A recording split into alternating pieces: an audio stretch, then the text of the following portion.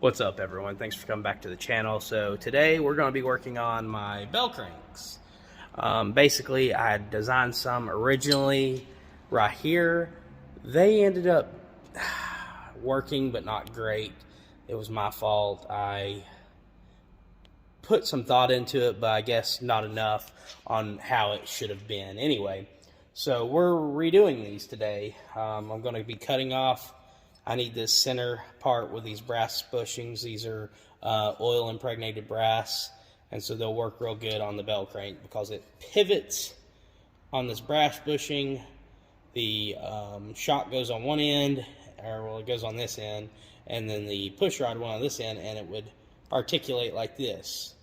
And it was like a 1.5 to 1, I believe, ratio, and it's just not going to do for what we needed. The ratios were just off, the location was off, a bunch of different things were off, and it was just due to not putting enough thought into it or not thinking about it correctly. I'm not for sure which, but anyway, here are my new ones. So basically the bushing, actually I'll flip it. So it's going to sit just like this. So it'll weld to it like that, and then it will basically pivot like that. This will be bolted down, and this will pivot. Shock on one side, the push rod on the other, and it'll just rotate back and forth. Now, I didn't realize I went like 1.25" on these. I ended up doing 1 inch on these, so they might be a little thin, which there's 2 of them, and everything's in the middle. And I can weld down the line, or basically down through here, up through the top, like I can gusset it to make it stronger, and I probably will. I might even plate the whole thing in. But first things first, we're going to go ahead and get this old bushing cut off, and we'll knock out the brass bushings, cut this old bushing off, and get these new ones welded on, and I will show y'all when we're done. It'll take just a second for you, but it'll take probably 2.5 hours for me. What's up, everyone? Thanks for coming back to the channel. It's a couple days later. I'm not sure if I'm going to edit this one in or if I'm just going to make a new video. It's a little chilly in here. Anyway, this control arm is going to be the death of me. Obviously, the welds look like crap. I got to grind it down, blah, blah, blah. I bolted it up, and it was off by about 2 degrees, and the bolt would just not go through the hinge joints. It would not line up. And it was very defeating, but I cut it back apart, and I'm going to make a new tube. Actually, I've got one cut. It's in the visor up there. Going to notch it out just with an angle grinder. Try to get it done and get it back together and put it on the car. If it works, we'll start on the push rods tonight. Try to get at least one, maybe both the push rods if I have enough tubing here for what I need. It really just depends. And then my bell cranks over here. These little guys, so I'm going to go ahead and plate them with some of that flat bar I got right here. So I'm going to plate them, box them in, basically make it a lot more rigid because it is a thinner gauge metal. It doesn't hold a lot of weight by any means, but that doesn't mean anything. It can still bend, break, whatever. So, but we're going to get back at it. Stick around and enjoy. There's a ton left to do, but the front's on the ground, resetting rod height, everything like that. It'll take me a little while to get it squared away, but we're getting there. We are getting there. New bell cranks just need welded out, sanded, painted, blah, blah, blah. Typical. But glad I went with the 17s. They look killer.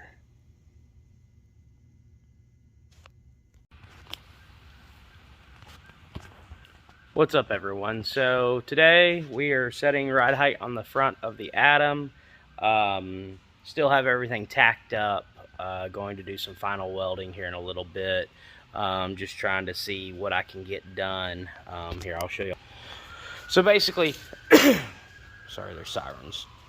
On a coilover, a true coilover, obviously it's a coil over the shock. And technically you just set ride height with the coil spring. That is how you figure ride height. Being that this is a pushrod suspension, I get the luxury of setting ride height two ways. One, with a coilover spring and the spanner, and then also my adjustable push rod. So it's just like any steering rod. Standard thread on one end, reverse thread on the other. Twist it one way, I think it's clockwise, it'll pull it in, counterclockwise opens it up, depending on the side, I think.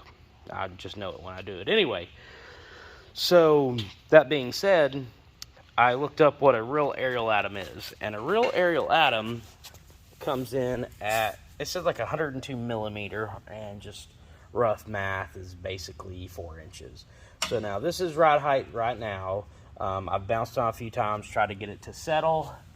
I'll pull out my little handy dandy tape measure for y'all, and we are sitting about 4 inches, maybe 4 1/8, give or take. Now, given this is without weight in the car, but these things are very rear heavy. The fronts are pretty light. I bounced on it. I think it dropped down. I tightened up the compression. I tightened up the rebound all the way, so when I bounced on it, it would just stay stationary about as low as it would go, and it ended up being like 3.5 inches, which is, not horrible. I mean, it's dropping, 3/4 of an inch, give or take. I'm sorry, it dropped to 3 1/4 inches, so it was dropping 3/4 of an inch, maybe a hair over, which is, very low. But being that it's right at the nose of the front of the tire, unless this is literally dragging the ground, I'm not going to have to worry about too much, because the tires are going to contact before the front of the suspension, or like very close. It's in four-wheeling aspect, they call it a something like zero angle or something like that. I forget. Anyway, but if you look, the tires obviously stick out further, but like right where the tire meets the pavement is almost parallel with this. So that's going to be perfect. It will also help, obviously, the lower we are, the more stable it's going to be. But being this is a double adjustable suspension, this thing should be very, very stable. With the coil springs, now I only have 120-pound coil springs in the front and 250s in the rear. Not sure that these are going to do the best, but we're going to try them for now. What that means, let's see if I can spin it around. See if one of them have it where I can see. Oh, I'm sorry, they're 100-pound coil springs. So basically what that means is for every inch it is compressed is equal to 100 pounds. So 1 inch would be 100 pounds, 2 inches would be 200 pounds worth of weight compressing the spring. I believe this is a 10-inch spring, so technically 1,000 pounds would completely put it in what's called spring bind. It's where it's completely collapsed. Basically, springs are almost touching. Sometimes they do touch depending on the diameter and things like that. So we will see how these do. If not, I can order coil springs real quick. They're 2.5 or 2 1/4. I can't remember. It's the popular size. I'll have to look. But they're very popular, and I have all this room to play with. So this is a 10-inch, so I could go to a 12. I could probably put a really soft 14-inch spring on it, like an 80 or something, because I could compress it manually. I could compress it no matter what and put a longer spring on if I compress the spring before I put it on there. But I don't want to do that because it would be maxing out the shock instantly before I put a load on it.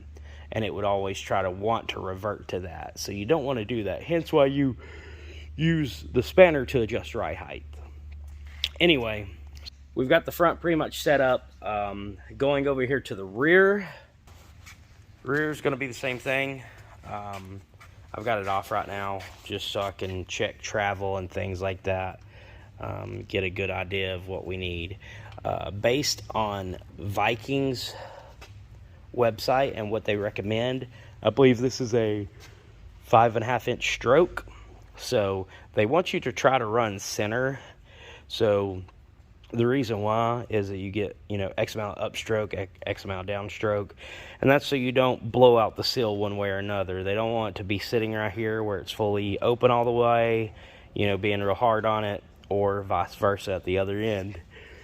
So you try to set ride height with it sitting, somewhere close in the middle. On the front, because the front is really just designed to compress 90% of the time, I actually have more piston showing than normal. I only have about 1.25 inches pressed inside here, inside the body, at ride height. It's probably not perfectly ideal, but it will work. Disregard the wiring mess in there. About to redo all the wiring, that's why it's just thrown in there. But anyway, stick around. Here in a couple hours, I'll make a new push rod for the rear, set rod height, weld on the bracket on the bottom push rod. I'm sorry, on the bottom A-arm for the push rod, and we will be good to go. Well, me being me, I always got to screw something up. Go, man, I'm filthy. Goodness. Didn't even know it was that bad. Anyway, so made a push rod here. Let me show you. So made a push rod for the bell cranks for the shocks. Well, those are 250-pound 10-inch coil springs. And for some odd unknown reason, I don't know if it's just the design or where I have everything placed, it is maxing out. Obviously, you can see I tightened the coil all the way up. So, since I don't want to buy new coil springs and still get the ride height desired, I am going to come over here and make my push rods longer. I'm just redone them, go figure, and these I believe came out to about 13.5 end to end with the weld-on bungs. Thought I was going to have to grind off the bungs again, but luckily I had some packs of new ones, so I've got plenty of extra bar, so I'm going to go and make these 3 inches longer on each side, because that's what she said. And with them being 3 inches longer, it will help adjust ride height a little bit better, and we will be able to get this thing exactly where we need it. So stick around, you'll see them welded up shortly.